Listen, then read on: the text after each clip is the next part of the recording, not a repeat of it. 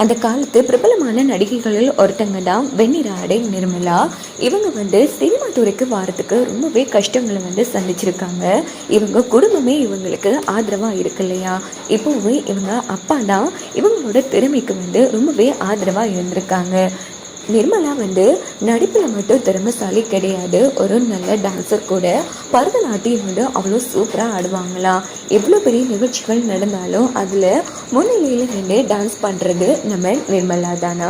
So இவங்க 1965ஆம் ஆண்டு வெளியான வெண்ணிற ஆடை படத்தின் மூலமாக சினிமா துறைக்கு அறிமுகமானாங்க.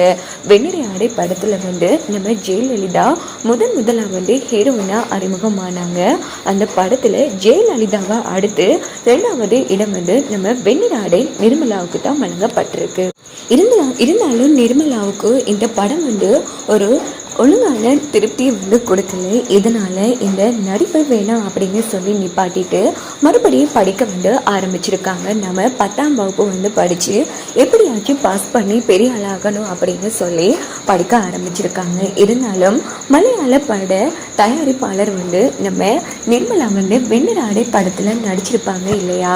அதில் அவங்களோட நடிப்பு திறமையை பார்த்துட்டு அவங்களோட மலையாள படத்தில் நடிக்கிறதுக்காக நிர்மலாவை கட்டாயப்படுத்தியிருக்காங்க. வேற வழி இல்லாமல் நிர்மலாவும் அந்த படத்தில் நடிச்சிருக்காங்க. ஸோ அது ரொம்பவே ஹிட் ஆயிடுச்சு. நிறைய ரசிகர்கள் மன்றமும் நிர்மலாவுக்கு கிடைச்சிது.